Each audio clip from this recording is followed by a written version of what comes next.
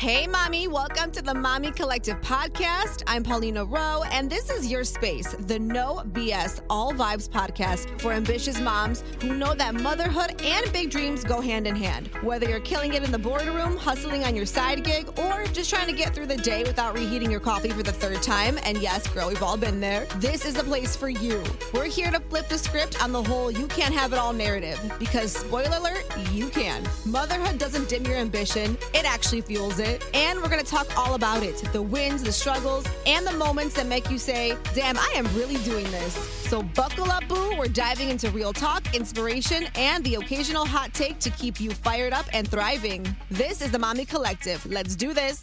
Hi, it's Mommy Collective podcast. We're back. And today I get to chat. I'm so happy with Ana Rodney. So you're joining me today. Anna, you are the owner and founder of Chicago Family Doulas and also of Birth and Baby University. That is so cool. Welcome. Thank you. Thanks so much for having me. Yes, I'm so excited. And you're also a mom of how many kids? 3 girls. 3. How is that? I mean, 3 is a great number, but I'm sure you're tired. It's weird. I feel like it's been a journey. It's so intense when they're little and then you get the hang of it. And now I'm kind of at the other end of it where they're older. I have a 15-year-old, a 13-year-old, and an almost 9-year-old. And it is like they don't need me as much. And so it's really a weird phase, I think, as they become teenagers and getting independent, and you kind of go through the space of having to find yourself again. Like, what did I do with my time before I was a mom? And that monopolized my whole life. Yeah, I mean, I completely can see that. I definitely know that as they grow older, I'm sure there's different, I don't know, what would you call it, stages that you go through as a mom, right? When you're like postpartum, I'm in the trenches, this is so hard. Then they start walking and talking. It's like all these new milestones, right? And then obviously now your kiddos are just older. And I feel like now you're probably also excited for them, right? They're turning into these little people with personalities and like passions. And just, I love to see that, in kids. But I'm sure for you feel like, wow, well, first of all, wow, I did that. I raised these 3 kiddos. And then also looking at it as like, wow, like they really are grown-ups. Like they're growing up. Oh, yeah, for sure. And it's like trying to squeeze my way into their life whenever they let me, oh my gosh. Can I drive you guys here? Can your friends come over and I'll buy everyone pizza? Just like trying to get in there some way. Oh, I love it. Oh my gosh. How cute are you? That is like the sweetest. And I hope that, when my daughter's older too, like I'm going to be the same way. I hope she wants me around, but either way, I'm going to be around. Too bad. Want it or not. I'll get in with your friends. That's where I'm at. 100%. Exactly. But I mean, even though you've been busy raising 3 girls, you're also very busy in other ways. I mean, you are okay, explain to me exactly how this would be phrased. I don't want to repeat it incorrectly, but you are a certified doula, or how does that work? Or what would the professional title? Yeah, so I'm a certified labor doula, certified postpartum doula, certified childbirth educator, Lamaze instructor, happiest baby on the block instructor, newborn care specialist, kind of all the things. But I actually have been a doula trainer. So now I train people to become birth and postpartum doulas and childbirth educators. So I train them through my training organization, which is Birth and Baby University. That is awesome. So I feel like you've always been busy, like even with your girls, like all 3 of them, like I still feel like you've always had a lot going on. And I think that's amazing. So for our listeners, this podcast is obviously dedicated to moms from all walks of life. But as somebody who has a 1-year-old, I've found a lot of resources, right, within just like the community here and just even talking to other moms. And I never knew what a doula was. Like growing up, I never heard that phrase. And if I'm saying this on record, if I ever get pregnant again, which is very unlikely because I'm probably going to just be one and done. But if I do it again, I'm calling you and I'm getting a doula. And I would love for you to kind of dive into exactly what a doula does, right? Obviously why it's so beneficial for moms who are I'm assuming you can even start with a doula when you're like super, super tiny pregnant, right? Like in the beginning stages. So like, I would love to kind of just dive into that too. Right. So I'm with you. Like when I was pregnant with my first 15 and a half, 16 years ago, it wasn't a thing. Like very few people had doulas.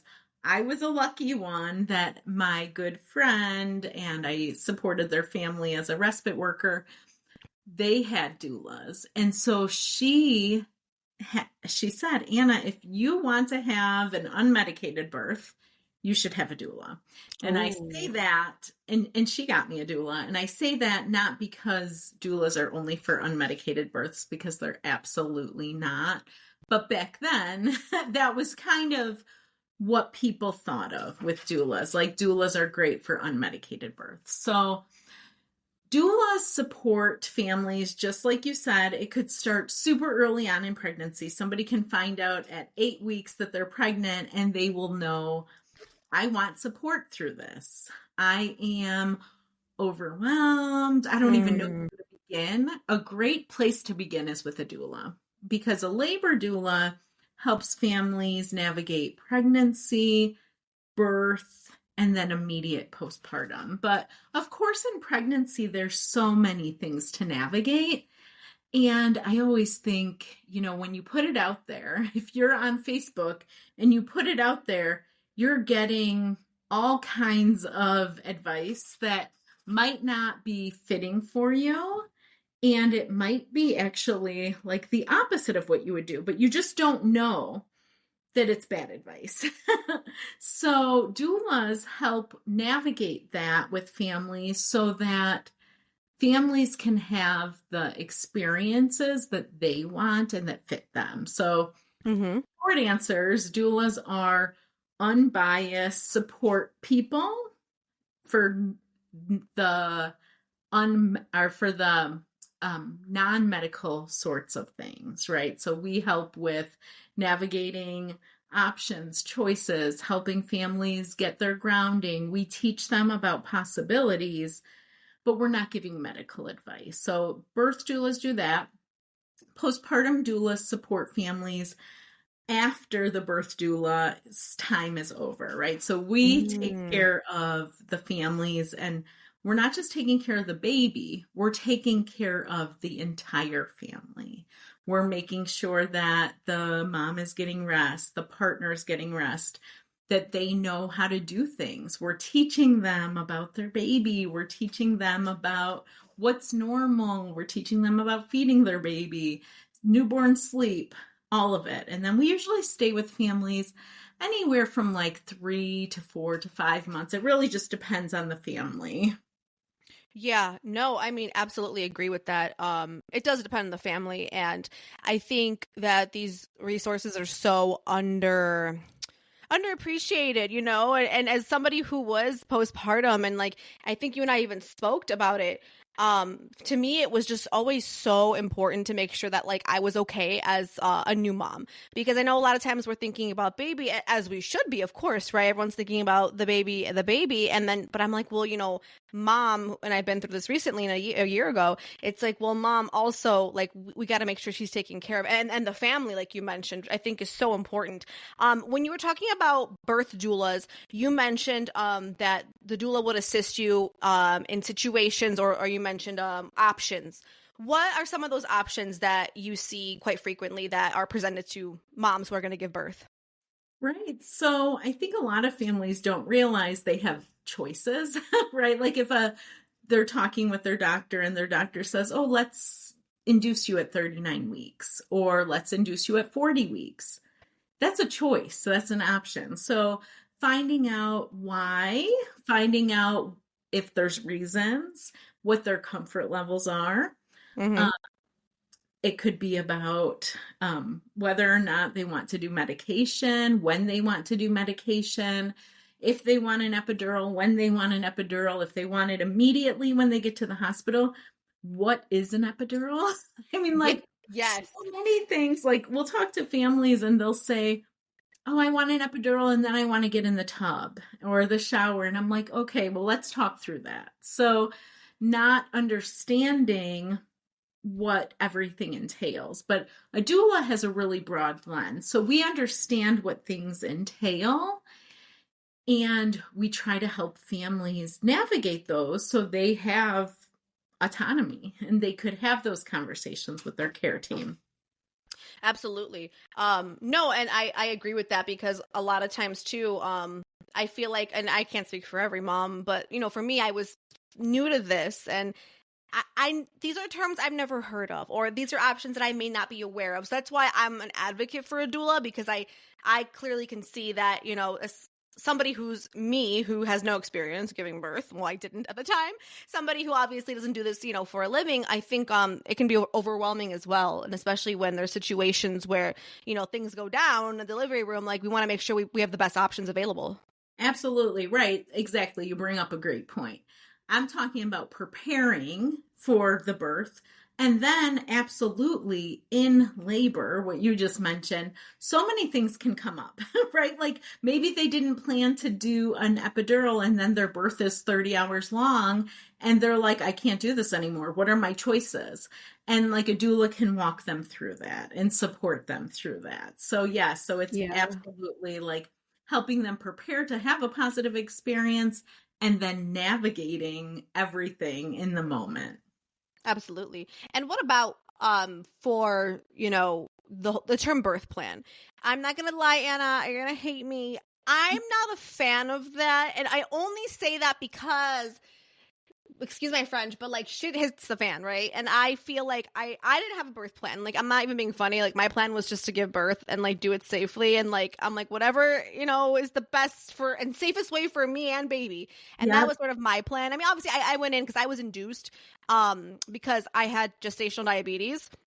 And then, which, I'd love for you to dive into that as well, because I'm sure there's certain care that maybe the doula would have to, provide mom with, but I had that, so that was not fun. And then, no, so they were like, we're going to induce you. And I mean, I don't want to like speak for my doctor, but I want to say it was because, and people ask why, I think it's because they say the baby can be bigger, which then can cause like, not that it causes issues, but like that, the vaginal birth would be less of a chance, right? If baby's big. Yep, absolutely. So, yeah, okay. That's one of the complications. Blood sugar issues can be another complication. Yeah, there could be a few. Okay, perfect. I was like, I think that's it, but I don't know. But obviously, I mean, yeah, I know that you would definitely have an answer for that. But I was just not, I wasn't too crazy about all of this, but I knew it was kind of like it had to happen. But it was a slow, what is it called? The slow labor. We were in there for like 2 days, but it wasn't like, when I say labor, I thought people were like, oh, I'm sitting there like screaming for 2 days. Like, no, I was just like laying there, for like 2 days essentially. And then I got epidural. I took the best naps of my life. I really did. I mean, the epidural part was like the scariest part to me, to be completely honest with you. They had to do it twice. I have like a crooked back apparently, or something in my spine is like, but I already knew that too. So I was like, oh shit. So I was like, okay, that's going to happen. But then my plan was truly, Anna, like just to give birth and do it safely. And that is what happened. It was a very quick 20-minute push kind of thing once we started pushing. But I feel like I hate birth plan because I get a little nuts, a little logical. I'm like, well, what if it doesn't happen that way? How do you guys handle that? You actually, I tell families, do not create a birth plan. Really? Absolutely. I say create a birth preference sheet. Okay. Create birth preferences. If it starts in this capacity, these would be my preferences. If it starts in this capacity, this would be my preference.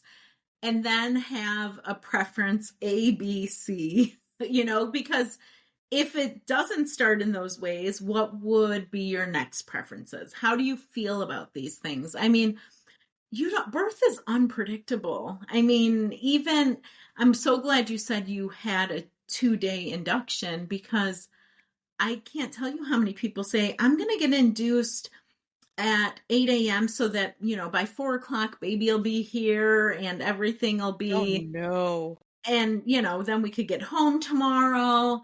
And I am like, I don't want to be the bearer of bad news, but that's not super common.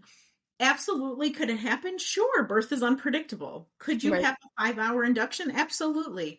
Is it more likely that it's going to be like 24 to 48 hours for your first? Yeah, probably. But who knows? I mean, it's unpredictable. So yeah, we always talk about what could happen, what would their feelings be about it, and like start framing out options and choices so that they have some autonomy. I don't want anyone to go into any experience, especially one as powerful as like birth or postpartum, not having thought about anything and not being able to know what their logical side would want to happen. Because when you're in the thick of it, you've lost that logical piece. You're like more emotional and it's so intense.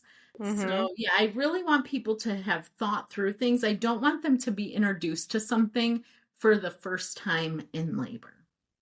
Yeah, no, I completely agree with that. Especially if it's your first time, like you don't know what to expect. And I like because you see movies, you see other people, you hear stories, and that's all wonderful, great to share, but everyone's just so different. And I discovered that. You're right, like the 5 hour induction, I think I've heard one time that was successful, but that's because like Um, that's just how her body reacted. Like, that's just I think she was already like dilated. I don't even remember what it was. Point is it was a whole right. thing. I don't even All those things could happen. Right. It could happen if in the perfect scenario, but Yeah, exactly. I'm like rare, but okay. So you also mentioned that, having postpartum care and help is important. And I believe in that wholeheartedly. And I kind of want to talk about, how do you get the village if the village isn't there, right? And that I think happens a lot in today's day and age. A lot of us have parents who are still working, you know what I mean? And even though like they may be nearby, they still have, their own jobs to go to and things like that. Siblings, the village, whoever you consider, somebody in your village may not always be available. And I think for the most part, when you are freshly postpartum, I think it's very important to have that support. So what happens when, the village isn't necessarily there and you have to outsource? So like a postpartum, would it be a postpartum nurse, postpartum, what would you call that? doula. Yeah. Doula, doula. Yeah, absolutely. Perfect. Right. I always ask families, call to your people first, right? Like figure out what family members you have that could be helpful, how they could be helpful. Do you have friends and neighbors? And most of the time, people won't be volunteering to do overnight care, right? But maybe neighbors might be willing to cook a few meals. Maybe somebody's sister might be willing to support them every Tuesday during the daytime hours of 12 to 5, right? Like call to the people around you first. And then after that, figure out what you need. And there's a lot of factors for this, right? Like if somebody's partner is going to be home for 6 months with them, they might be okay during the day. They might have enough support. But if this is their first baby, maybe they need to learn about baby care. Maybe they haven't been around babies, so they need to know about nursing a baby. What's normal? What are good routines to get into? Those families would do really well with having a daytime doula for the first week or two to help them settle in. And then they could kind of take over from there. And then everyone usually benefits from sleep. So I'd say most families, when they hear that we do overnight care, they're like, oh, sign me up. That sounds great. Everyone suffers with sleep deprivation Yes. after they have a baby. So Yes, and also like the sleep deprivation is so real, but I also feel like a rested mom is a happy mom, and I think that makes the difference in one mom's postpartum versus another's. You know what I mean? I think we really do downplay sleep because, like, yes, I understand. Like, we're moms, we're superheroes. Like when we hear that baby crying, like we're up, like we're alert, like we got this. But I truly do believe that like rest is something that's really important for. I'm no doctor here, but I'm even assuming like just not only like functioning through the day, but like even just like, I don't know, breastfeeding, stuff like that. Like it's gotta play into it. It's all related. Yes. See, I knew it. I'm like, I You knew know it it. all. Yeah. Look at me. I'm like, it's gotta relate to each other and just be somehow correlated.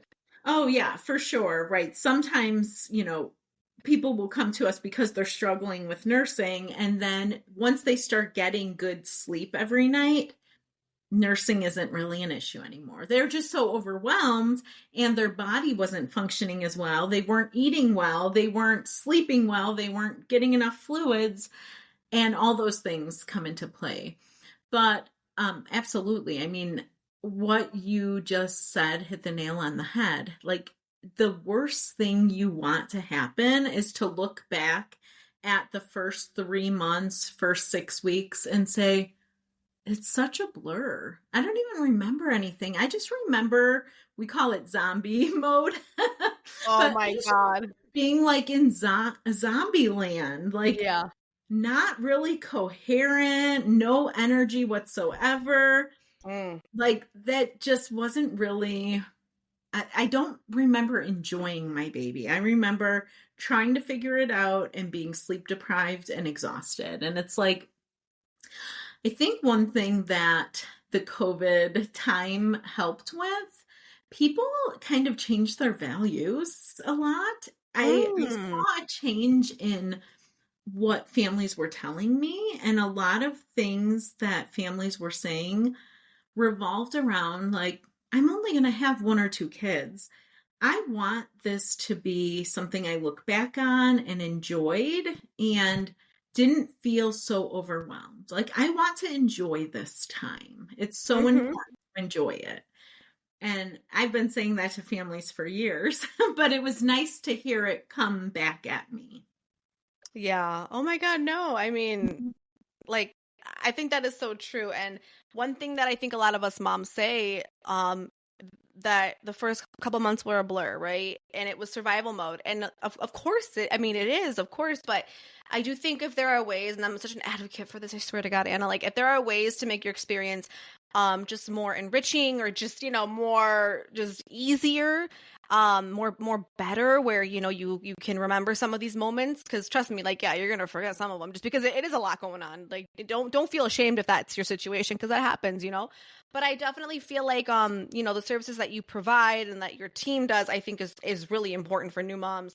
So what made you sort of want to go into this? Like, was there an experience, or was there something where you just were like, this is like my passion, my calling, and I know it? Yeah, so a lot of people become doulas because they had a really great experience with birth, or a really horrible experience with birth or postpartum. It could be both. I thankfully found this because I had a birth doula with my first, and I feel like having her was a game changer. I had the birth I wanted. It was a long birth. Mm. I'm glad you said that about, I always thought labor was like awful for, 60 hours when somebody said I was in labor for 2 days. It's not. It gets harder and harder. So I was in labor for 42 hours. It wasn't hard that whole time, but it was hard for 20 hours. So it was hard for a long time. I Of had course. a labor doula, and I feel like I know my birth would have been very, very different without her support. I probably would have had a cesarean birth, which I really didn't want, Hmm. um, for all kinds of reasons, but mostly because I'm a chicken and I'm afraid of needles and I'm afraid of things like that. Um, Totally. so that was like so scary to me. Um, so I had a really good birth experience. And at the time, I was 30 when I had my first, but at the time, all of my friends were having babies. And I looked at those of us that had a doula and those of us that didn't.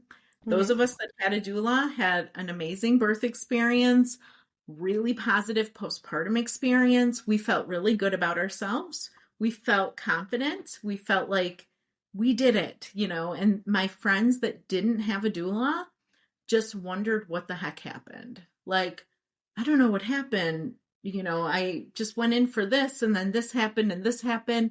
And then it creeped in. Everything is so connected.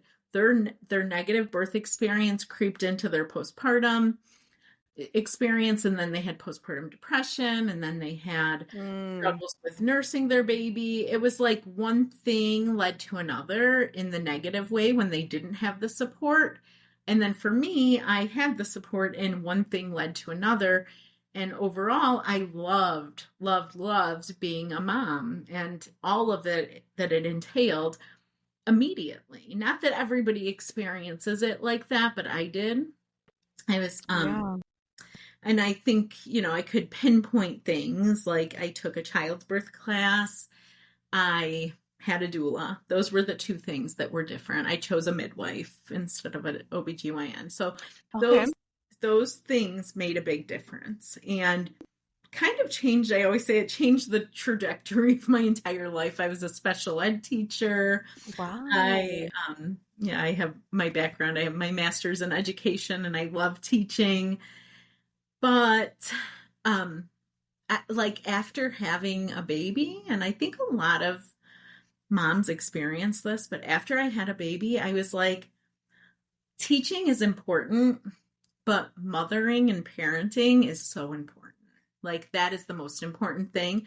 And I just like obsessed over it and then was like, I'm not going to be as good of a teacher because I feel like doula work is more important than being a special ed teacher. Believe me, I taught for 12 years. I loved my students and their families. It's such important work. But in my heart, I knew where my heart led and it changed. My passion changed. So I just followed it. I love it. And okay, so then we create Chicago Family Doulas, right? I created Chicago Family Doulas. Yep. So I started that about 12 years ago. It was just me. And now I have about 300 doulas. What? 20 admin.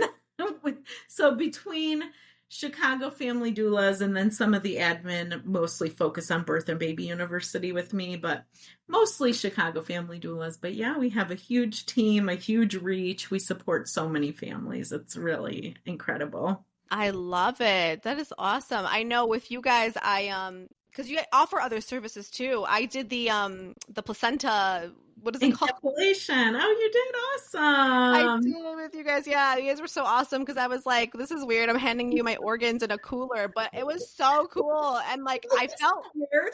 No, not at all. I was like, wait, this is actually pretty cool. And then when I would take the supplements, I would feel so much better. I don't know, like maybe it was mental, but I feel like it helped. It really did.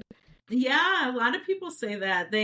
I'll talk to families after they take the placenta pills and they're like, I don't feel like I'm really recovering. I feel pretty normal. And I'm like, that's the pills, because most people feel like they're really recovering postpartum and it's like a hard recovery. But yeah, people say they get energy and just feel good. 100%. Oh, I love that. Mm-hmm. And I'm sorry, Baby Birthing University, right? Birth and Baby University. I knew it. Birth and Baby University. So at what point did you sort of say, I want to grow my business and it's time for me to essentially teach, right? Do you teach and certify? Was that how that would work? Yeah. So Birth and Baby University is like two parts. So there is a part for classes for expecting families. And then there's the other piece of it for perinatal professionals. So the doula trainings, we have perinatal professional classes on breastfeeding and newborn care and comfort measures for birth. And that piece is still, it will continue to grow. Education. So like I said, I have my master's in education. Education was always the foundation of Chicago Family Doulas. When I started the company, I became a hypnobirth instructor and a happiest baby on the block instructor. And I was like, I need to incorporate classes because I know how important education is for families. And if they have additional information, not just from the doula, but from other sources as well, they'll do better. They'll feel more empowered. They'll understand things at a deeper level, and it will stay with them in a different way. So I always incorporated information. And, as we grew, I realized I was just editing. Like we would purchase curriculum and then I would make supplemental curriculum for every single thing. And I was like, I just have to do my own classes because I absolutely have so much to say. And I know that families need this. Working with families at such a high level that we do at Chicago Family Doulas, like there's a richness that I learned over time that other people don't have that exposure. Like you can learn so much in books, but when you're interacting with 1,000 families a year or more, you're really learning from them. You're learning from every experience they had, every interaction that my team had.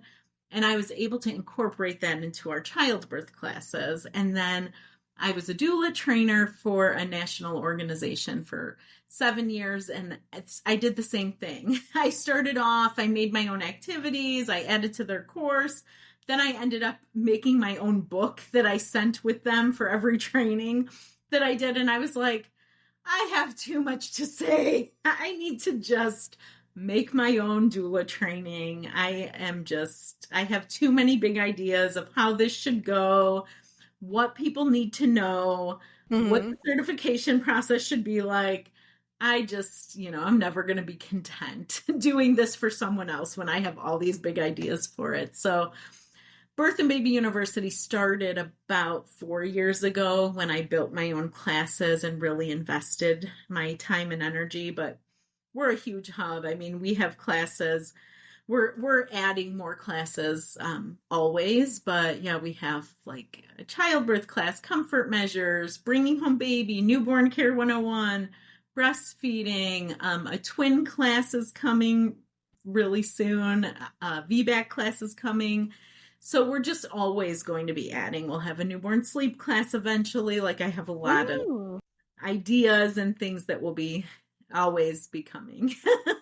Oh, absolutely. I love that. I want to kind of ask on a personal level as far as like your work balance, right? Life, family balance. When you were creating all of this with your businesses and everything, how was it like being a mom who is creating this, but also like, being a mom at home? Like, how does that work? There were really great times and there were really hard times. It really depended on how my business was going. There were some times in my business that I felt like I was nonstop working to build things, to fix things, to grow things. And then there were times where I felt like I was really, really just like able to dedicate myself to my family more, and the balance was great. So I think with owning any business, there are really hard times and there are really, and where you feel like you put in, and maybe you do put in 80 hours in the week. So just trying to figure out how to find balance. I mean, I'm passionate about a lot of things. So even that, like I could get caught up doing a project that I love, and then it could take away from my ability to make dinner for my family or to, spend quality time with my family. So I think finding balance is an ongoing process. Like if I'm super excited about a project I'm working on, I'll find myself waking up at like 3 a.m. to work on it so that I could still drive my kids to school and cook them breakfast and pick them up from school and hang out with them after school. So I spend a lot of time with my kids, even though it seems like it would be impossible growing these things. I was never afraid to hire support for my business. Like I have had, childcare before. I actually had an au pair for 2 years to help as I started Birth and Baby University. I had an au pair. And that was mostly, I was like, I knew my kids because they were so attached to me. Like we tried to have people come in and help for 3 hours a day.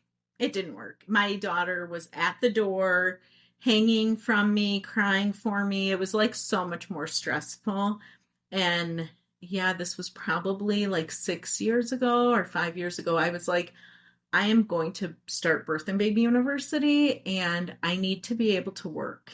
I need to have really dedicated time to record classes, to build programming, to build classes. And an au pair was a really awesome solution because my kids who were so attached to me I knew they needed somebody that they could be attached to and not just like coming in to watch them, so that worked out well. And then, yeah, I had her do tasks that, as with au pairs, they can help with all the things, but she would like cook dinner for us. She would make the kids lunches, things that really didn't take away from my time with them, but are things that, she could do so I could gain more time with them. So that's the way to do it. Yes, it was awesome. But I'm also not afraid to hire in my business. I mean, hiring, like I have 20 admin, like hiring admin before I become too stressed out or before I become too overwhelmed with something. I've never been afraid to do that. And a lot of business owners are. They're afraid of the cost. And I'm like, I'm afraid of the time. Like, I'm afraid of like losing all my time if I don't. Yeah, no, 100%. I agree. There's one thing that we have, right? It's time, but time is so hard sometimes when you are running a business or when you are doing 100,000 things. Next thing you know, it's literally 7 p.m. and you're like, oh my God, my day is gone. And you want to spend time with the kids, right? So I'm a big believer. Like I literally will outsource to my own husband. I'm like, I'm gonna go do this. You can go fold the laundry or cook dinner. Like I'm not doing it right now. Like I have to do 2 or 3 other things today. So I love that. I'm a believer in it. And I love that, in order to scale and grow your business, I feel like you had to outsource. You had to hire. You had to build your team. I know we think we can do it all sometimes in that sense, but it's like, it's hard. So I love that you said that. Yeah. And I mean, maybe people can, and depending on the business you have, but there's also a part of like, you could do it all, but you're losing somewhere. Like you're losing time for your kids, you're losing time for your partner, you're losing time for yourself. So yeah, you could do it all, but like, I'm sure there's things that you don't have to do. And I'm a super firm believer, and I preach it to families too all the time. Like, if you really want to spend quality time with your baby, then have someone come over and help with laundry, like the postpartum doulas, help with laundry, help with food, help with bottle washing, organizing. And like when they're there, just hang out with your baby. Like, yeah, outsource the things that aren't meaningful to you. Yes, 100%. I love it. Anna, what is next for you? Personally, professionally, but obviously with your businesses, like what is next for you? What else would you want to do if there's anything more? Yeah, unfortunately there is. There's probably too many people that are gonna listen to this and say, Anna, stop. Please don't do more.